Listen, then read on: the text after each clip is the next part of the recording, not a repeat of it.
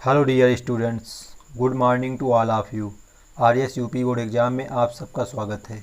आज की क्लास में कक्षा 12 के सब्जेक्ट केमिस्ट्री के चैप्टर नंबर 1 सॉलिड स्टेट से संबंधित कुछ इम्पोर्टेंट डेफिनेशन बताएंगे। तो बिना समय वेस्ट किए शुरू करते हैं आज की क्लास। तो आज की क्लास में हम आपको बताएंगे ठोसों में अपूर्णताएँ या दोष, मतलब कि ठोस में क्या क्या दोष होते हैं, उनको हम कैसे पहचानेंगे, वो कितने प्रकार के होते हैं। तो उसी से संबंधित आपको एक लॉन्ग क्वेश्चन आता है, तो उसको देखते हैं किस प्रकार के लिखा जाएगा आपके बोर्ड एग्जाम में। ये बहुत ही मोस्ट इम्पोर्टेंट क्वेश्चन है। इस क्वेश्चन की पीडीएफ अगर चाहते हैं पूरे चैप्टर की, तो आप मेरे टेलीग्राम चैनल पर अवश्य फॉलो करें, जिसकी लिंक इस वीडियो के डिस्क्रिप्शन बॉक्स में दी है। तो शुरू करते हैं आज की क्लास।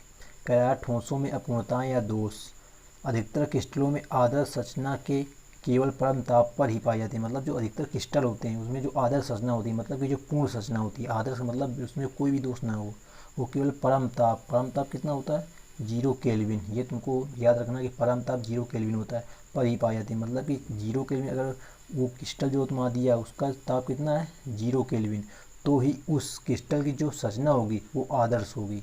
अतः क्रिस्टल में पूर्ण क्रमिक व्यवस्था में होने वाले किसी भी विचलन को ठोस की अपूर्णता कहते हैं। मान लो एक कोई तुम्हारा ठोस है, उसमें पूर्ण क्रमिक व्यवस्था नहीं है, पूर्ण क्रमिक व्यवस्था पहले थी बट अब नहीं है, तो क्या होगा कि उसमें विचलन आ जाएगा। एक विचलन का मतलब कि कुछ उसमें दरारें पड़ जाएंगी। यही जो विचलन होता है उसी को हम क्या कहते हैं, ठोस की अपूर्णता कहते हैं या दोष कहते हैं। अब ठोसों में निम्न 2 प्रकार के दोष पाए जाते हैं। बात आती है ठोसों में दोष कितने प्रकार के होते हैं। ठोसों में निम्न 2 प्रकार के ठोस होते हैं। नंबर 1 इलेक्ट्रॉनिक दोष, नंबर 2 परमाणविक दोष। अब देखते हैं इलेक्ट्रॉनिक दोष क्या होता है और परमाणविक दोष क्या होता है। तो नंबर 1 तुम्हारा है इलेक्ट्रॉनिक दोष। इलेक्ट्रॉनिक दोष परम ताप पर एक ठोस में पूर्ण क्रमिक व्यवस्था पाई जाती है। मतलब कि परम ताप क्या होता है, 0 केल्विन। 0 केल्विन पर ताप पर एक ठोस में पूर्ण क्रमिक व्यवस्था पाई जाती है। इस व्यवस्था में एक पूर्ण सहसंयोजक या आयनिक ठोस में इलेक्ट्रॉन न्यूनतम ऊर्जा स्तर की कक्षा में स्थित होता है। मतलब कि ये तुम्हारा जो परम ताप है इस पर होता है कि एक पूर्ण सहसंयोजक या आयनिक ठोस जो होता है वो इलेक्ट्रॉन, वो तुम्हारा न्यूनतम ऊर्जा स्तर की कक्षा में स्थित होता है। मतलब कि मिनिमम जो तुम्हारा एनर्जी लेवल है वहाँ पर तो वो इलेक्ट्रॉन होता है जो स्थित होता है। उच्च ताप पर कुछ इलेक्ट्रॉन उत्तेजित होकर उच्च ऊर्जा स्तर वाली कक्षाओं में चले जाते हैं। मतलब कि जो क्रिस्टल है उसका अगर टेम्परेचर जो तुम्हारा तापमान है वो बढ़ेगा तो जो इलेक्ट्रॉन हो गए वे उत्तेजित हो जाएंगे और उच्च ऊर्जा वाली कक्षाओं में चले जाते हैं। यानी कि उनका जो एनर्जी कम थी वो अपने से अधिक एनर्जी, मैक्सिमम एनर्जी वाली कक्षाओं में चले जाते हैं, जिससे ये मुक्त इलेक्ट्रॉन क्रिस्टल में गति करने के लिए स्वतंत्र होते हैं। अब ये जब तुम्हारे इलेक्ट्रॉन मुक्त हो जाएंगे तो ये जो क्रिस्टल तुम्हारा उसमें ये गति करने लगते हैं, यानी गति करने के लिए स्वतंत्र हो जाते हैं और विद्युत धारा प्रदर्शित कर सकते हैं। मतलब कि ये उस क्रिस्टल के द्वारा विद्युत धारा का भी प्रवाहन कर सकते हैं। इलेक्ट्रॉन के मुक्त होने से इलेक्ट्रॉन न्यूनबंध बनते हैं। मतलब कि इलेक्ट्रॉन मुक्त हो गए तो इलेक्ट्रॉन न्यूनबंध बन जाते हैं। जब इलेक्ट्रॉन न्यूनबंध बन जाते हैं तो क्या होता है, जिससे होल्स कहते हैं। मतलब वो जो इलेक्ट्रॉन न्यूनबंध बनते हैं उन्हें हम होल्स कहते हैं। होल्स का मतलब छिद्र, मतलब कि उसमें छोटे छोटे क्या हो जाते हैं, छिद्र बन जाते हैं आकर के, जिन्हें हम होल्स कहते हैं। अतः ठोसों में उपस्थित मुक्त इलेक्ट्रॉन एवं होल्स को इलेक्ट्रॉनिक दोष कहते हैं। मतलब कि जो ठोसों में ये गुण आ जाता है कि उसमें जो इलेक्ट्रॉन होते हैं वो कम ऊर्जा वाली कक्षाओं से अधिकतम ऊर्जा वाली कक्षाओं में चले जाते हैं, जिससे क्या होता है, विद्युत धारा को प्रदर्शित करने लगते हैं। और इलेक्ट्रॉन के मुक्त होने से इलेक्ट्रॉन जो बनते हैं जो उन्हें होल्स कहते हैं। और अतः ठोसों में उपस्थित इलेक्ट्रॉन एवं होल्स ही जो है ये तुम्हारे इलेक्ट्रॉन और होल्स इलेक्ट्रॉन को पीछे दिखाते हैं। यही तुम्हारा क्या होता है, इलेक्ट्रॉनिक दोष होता है। यही इलेक्ट्रॉनिक दोष से संबंधित तुम्हारी डेफिनेशन हो गई। तो तुमको इतना बस कॉन्सेप्ट इसका क्लियर रखना है कि इलेक्ट्रॉनिक दोष होता क्या है, कैसे हम पहचानेंगे कि इलेक्ट्रॉनिक दोष है। तो इसमें ये बस ध्यान रखना कि जो इलेक्ट्रॉन होते हैं न्यूनतम ऊर्जा स्तर की कक्षाओं में स्थित होते हैं और उच्च ताप पर इलेक्ट्रॉन उत्तेजित होकर उच्च ऊर्जा वाली चले जाते हैं, जिससे क्या होता है, इलेक्ट्रॉन की गति करने के स्वतंत्र होते हैं और विद्युत धारा प्रदर्शित कर सकते हैं। यही तुम्हारा मेन इसका रीजन होता है। अब देखते हैं नंबर जो दूसरी परिभाषा तुम्हारी थी, दूसरी परिभाषा परमाणविक दोष। मतलब दूसरा दोष कौन सा ठोस का होता है, परमाणविक दोष। तो परमाणविक दोष क्या होता है उसके देखते हैं। तो घटक कण कौन कौन से होते हैं, अणु, परमाणु या आयन की व्यवस्था में अनियमितता के कारण, मतलब कि इरेगुलरिटी के कारण उत्पन्न होने वाले दोष को परमाणविक दोष कहते हैं। मतलब कि ये कोई तुम्हारा क्रिस्टल है, मान लो ये तुम्हारा कोई क्रिस्टल है और इसमें तुम्हारा जो अणु परमाणु जो आयन है इसमें एक नियमितता नहीं है, मतलब कि नियमित नहीं है। इनमें मान लो एक यहाँ है, एक यहाँ हो गया, एक यहाँ, मतलब कि ये अनियमित रूप से। तो ये यही कंडीशन जो होती है वो क्या होती है, परमाणविक दोष तुम्हारी कहलाती है। अब परमाणु दोष भी कह रहा निम्न दो प्रकार के होते हैं। परमाणु दोष भी निम्न दो प्रकार के होते हैं। नंबर 1 स्टाइकियोमेट्री दोष, नंबर 2 नॉन स्टाइकियोमेट्री दोष। परमाणु दोष दो प्रकार के होते हैं। नंबर 1 स्टाइकियोमेट्री दोष, नंबर बी नॉन स्टाइकियोमेट्री दोष। अब देखते हैं इनकी डिफिनेशन। नंबर में तुम्हारा है ए नंबर इसका स्टाइकियोमेट्री दोष। स्टाइकियोमेट्री दोष इसको बोलते हैं स्टाइकियोमेट्री दोष। तो ये दोष देखो कब होता है समझना जरा यहाँ पे।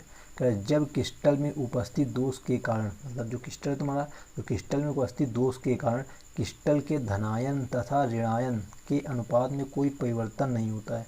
मतलब कि क्रिस्टल में कोई भी क्रिस्टल होता है तो पता है उसमें एक धनायन होता है और ऋणायन होता है। जितने यानी कि क्योंकि क्रिस्टल क्या उदासीन होता है, जितने उसमें धनायन होते हैं उतने उसमें ऋणायन होते हैं। तो कह रहा है कि दोनों को जो अनुपात है धनायन तथा ऋणायन, मतलब धनायन बटे ऋणायन का जो अनुपात है वो क्या कोई परिवर्तन नहीं होता। मतलब इसका अनुपात निकालें तो इसमें कोई भी चेंजमेंट नहीं आना चाहिए। तो उस दोष को हम स्टाइकियोमेट्रिक दोष कहते हैं। मतलब कि धनायन ऋणायन के अनुपात में कोई परिवर्तन ना हो तो उसे हम स्टाइकियोमेट्री दोष कहते हैं। अब स्टाइकियोमेट्री दोष भी क्या निम्न दो प्रकार के होते हैं। स्टाइकियोमेट्री दोष हमारे भी निम्न दो प्रकार के। नंबर 1 है साटकी दोष और नंबर 2 फ्रैंकल दोष। नंबर 1 साटकी दोष, नंबर 2 फ्रैंकल दोष। अब देखते हैं ये साटकी दोष और फ्रैंकल दोष क्या क्या होते हैं। ये तुम्हारे किसके अंतर्गत हैं, साटकी दोष और फ्रैंकल दोष। ये तुम्हारे स्टाइकियोमेट्री दोष के अंतर्गत। तो साटकी दोष नंबर 1 पॉइंट है तुम्हारा साटकी दोष। तो कह रहा है क्रिस्टल निर्माण के समय, क्रिस्टल निर्माण के मतलब जब क्रिस्टल का निर्माण होता है कभी भी कोई धनायन या ऋणायन अपने स्थान पर नहीं आ पाता। मतलब जब क्रिस्टल निर्माण होता है तो उसमें धनायन ऋणायन क्या होते हैं, दूर दूर होते हैं। तो जब क्रिस्टल का निर्माण होता है तो कोई धनायन ऋणायन वो अपने स्थान पर नहीं आते हैं, प्रॉपर रूप से अपने स्थान पर नहीं आ पाते हैं, बल्कि सूट होकर, मतलब सूट का मतलब कि जैसे कोई किसी को सूट कर रहा हो, सूट होकर नष्ट हो जाते हैं। मतलब कि आपस में टकरा करके क्या हो जाते हैं, वो नष्ट हो जाते हैं, जिसके कारण क्रिस्टल में रिक्त स्थान बन जाता है, जिसे साटकी दोष कहते हैं। अब साटकी दोष का संक्षेप में ये मतलब है कि क्रिस्टल निर्माण जब होता है तो कोई ये धनायन ऋणायन वो अपने स्थान पर उचित रूप से नहीं आ पाते, बल्कि वे सूट होकर के आपस में नष्ट हो जाते हैं, जिससे क्या होता है कि उस क्रिस्टल में रिक्त स्थान बन जाता है। और यही जो रिक्त स्थान बन जाता है उसे हम साटकी दोष कहते हैं। उस ठोस का साटकी दोष कहते हैं। अब आगे लिखा है कि इस दोष के कारण क्रिस्टल का घनत्व कम हो जाता है। मतलब कि साटकी दोष अगर किसी क्रिस्टल में है तो उस क्रिस्टल का तुम्हारा घनत्व कम हो जाएगा, घनत्व कम हो जाएगा, क्योंकि क्रिस्टल में घटक अपने स्थान पर नहीं होता। इस दोष के बाद क्रिस्टल उदासीन ही रहता। अब ये भी तुमको पता होना चाहिए कि ये दोष तो अगर आ जाएगा साटकी दोष उस क्रिस्टल, मगर जो तुम्हारा क्रिस्टल वो उदासीन ही रहेगा, क्योंकि 1 प्लस और 1 माइनस ये दो क्रिस्टल होंगे, यानी कि उसके जो घटक कण है यही आपस में नष्ट हो जाएंगे मिल करके। तो उसमें प्लस माइनस तो बराबर ही संख्या में रहेंगे ना, क्योंकि प्लस प्लस और आपस में सूट नहीं होंगे ना माइनस माइनस, इसलिए क्रिस्टल क्या हो जाता है तुम्हारा उदासीन रहता है।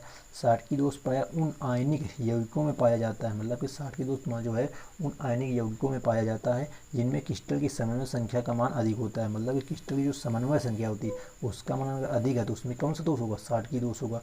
और धनायनों का आकार ऋण आयनों के आकार से अधिक भिन्न नहीं होता है। मतलब कि इसमें जो धनायन का आकार होता है वो तुम्हारे ऋणायन के आकार से अधिक भिन्न नहीं होता है। मतलब कि लगभग समान होते हैं, मतलब अधिक भिन्न नहीं होता है, थोड़ा बड़ा भिन्न हो सकता है।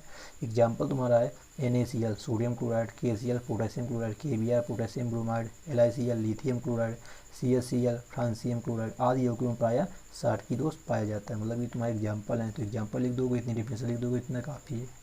अब देखते हैं नंबर 2, इसके एग्जाम्पल देख लेते हैं, यानी इसका फिगर कैसे बनाएंगे। तो तुम्हारा लिखा है कि क्रिस्टल A+, इसको ऐसे लिखेंगे वैसे A+B माइनस, यानी A के ऊपर प्लस B के ऊपर माइनस में साटकी दो निम्न प्रकार दिखाएंगे। एक ये मान लो एक क्रिस्टल तुम्हारा पूरा है और इसमें क्या हुआ कि देखो माइनस प्लस माइनस प्लस, ये माइनस तुम्हारा यहाँ पर गायब है, ये माइनस गायब है, तो मतलब क्या हुआ देखो यहाँ पर माइनस गए प्लस माइनस है, यहाँ प्लस माइनस प्लस माइनस यहाँ पर प्लस गायब है।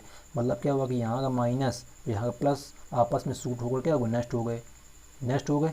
इसी प्रकार तुम्हारे देखते हैं इसमें माइनस प्लस पूरे हैं, इसमें प्लस माइनस प्लस यहाँ प्लस का गायब है, माइनस प्लस माइनस यहाँ पर तुम्हारा माइनस का गायब है, तो यहाँ भी प्लस माइनस होकर प्लस क्या होगा, नष्ट होकर सूट होकर के। तो मतलब ये क्रिस्टल जो तुम्हारा था ये पूरा क्रिस्टल, इसमें कौन सा दोष हो गया, साटकी दोष हो गया, क्योंकि इसमें क्या क्रिस्टल निर्माण हुआ तो प्लस माइनस आपस में सूट होकर नष्ट हो गए हैं, वो तुम्हारे क्रिस्टल में नहीं रहते हैं। और देखो क्रिस्टल जब भी उदासीन ही है, तो ये तुम्हारा होता है साटकी दोष।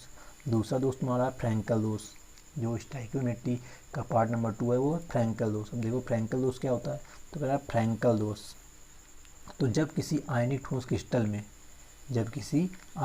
क्रिस्टल में एक आयन प्रायः धनायन। प्रायः धनायन की बात होगी जब फ्रैंकल दोष कहेगा अपनी ज्वाला की स्थिति को छोड़कर एक अंतराकाशीय स्थान में चला जाता है। मतलब कि जब तुम्हारा फ्रैंकल दोष कब आता है कि एक क्रिस्टल का निर्माण हो रहा है तो उसमें जो धनायन होता है वो अपनी ज्वाला की मतलब उसको जहाँ रहना चाहिए उस कंडीशन को वो छोड़ करके एक दूसरे स्थान पर चला जाता है। तो क्रिस्टल में जो दोष उत्पन्न होता है उसे हम दोस्तों फ्रैंकल दोष कहते हैं। फ्रैंकल दोष कहते हैं।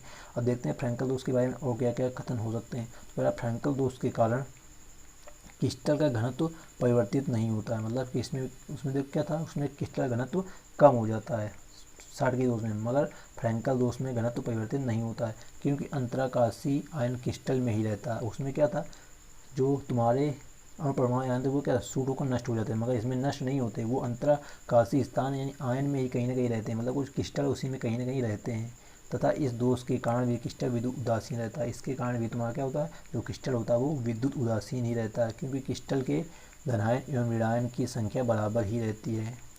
फ्रैंकल दोष प्रायः उन आयनिक यौगिकों में पाया जाता है जिनमें क्रिस्टल की समन्वय संख्या का मान कम होता है। समझना जरा, जो फ्रैंकल दोष है उनमें पाया जाता है जिनमें क्रिस्टल की जो समन्वय संख्या होती है उसका मान कम होता है, और साटकी दोष उनमें पाया जाता है जिनमें क्रिस्टल की समन्वय संख्या का मान अधिक होता है तथा ऋण आयन का आकार धनायन की आकार से काफ़ी अधिक होता है। देखो इसमें जो ऋण आयन का आकार है वो धनायन की आकार से काफ़ी अधिक होता है, मगर उसमें क्या था, ऋण आयन का आकार धनायन की आकार से कम होता था। तो तुम इसमें डिफरेंस अगर लिखने को आता है कि साटकी दोष और फ्रैंकल दोष में डिफरेंस लिखो तो यही तुमको इसके पॉइंट निकाल के लिख देने हैं। जैसे उसमें घनत्व क्या था, कम हो जाता है, इसमें घनत्व परिवर्तन नहीं होता है। क्रिस्टल उसमें भी उदासीन था, इसमें उदासीन है। तो यही तुम्हारा जो 4-5 पॉइंट लिख दोगे, एग्जाम्पल लिख दोगे तो तुम्हारा एक यानी डिफरेंस भी बन जाएगा कि साटकी दोष और फ्रैंकल दोष में डिफरेंस क्या होता है। इसका एग्जांपल है AgCl silver chloride, AgBr silver bromide, ZnO zinc oxide, ZnS zinc sulphate आदि में प्रायः फ्रैंकल दोष पाया जाता है। अब देखते हैं फ्रैंकल दोष का एक एग्जाम्पल यानी कि फिगर, क्योंकि तुमको परीक्षा में बनाना इंपॉर्टेंट है। अगर ये बना दोगे तो नंबर अच्छे मिल जाएंगे। तो तुम्हारा एक ये दिया है, इसमें क्या है, plus minus plus minus plus minus plus minus दिया तुम्हारा, यहाँ भी minus plus minus plus minus plus यहाँ भी दिया है, यहाँ प्लस माइनस प्लस, यहाँ देखो प्लस गायब है। ये प्लस तुम्हारा यहाँ से होकर यानी अपने स्थान पर ना रह के ये एक अंतराकाशीय स्थान पे आ गया, मतलब दूसरे स्थान पर आ गए। इस पर तुम इसमें भी minus plus plus minus plus यहाँ पर गायब है क्योंकि यहाँ पर धनायन की बात की गई थी फ्रैंकल दोष में। ये धनायन तुम्हारा यहाँ पर आ गया है, मतलब कि है क्रिस्टल में ही, मतलब अपने प्रॉपर स्थान पर ना आकर किसी दूसरे स्थान पर अंतराकाशीय स्थान पर आ गए हैं। तो इसमें क्या हुआ, घनत्व तो परिवर्तन नहीं हुआ और क्रिस्टल तुम्हारा उदासीन है। तो ये तुमको एग्जाम्पल में दिखा देना, तुमको धनायन नहीं दिखाना क्योंकि साटकी दोष तुम्हारा ये। देखते हैं, ये तुम्हारा नोट लिखा है एक, क्या नोट, क्षार धातुओं के हाइलाइट, जो तुम्हारे क्षार धातुएं होती है उनके जो हाइलाइट होते हैं में फ्रैंकल दोष नहीं पाया जाता। ये कंडीशन ध्यान रखना क्योंकि भूगोलपी के लिए तुम्हारे लिए बहुत इंपॉर्टेंट है। उसमें ऑप्शन होगा, कहेगा निम्न में से किसमें फ्रैंकल दोष नहीं पाया जाता। उसमें ऑप्शन होंगे क्षार धातु में, क्षार अम्ल धातु में, ऐसे ऑप्शन होंगे। उसमें क्षार धातु वाला ऑप्शन तुम्हारा सही हो जाएगा क्योंकि क्षार धातुओं के धनायनों का आकार बड़ा होता है।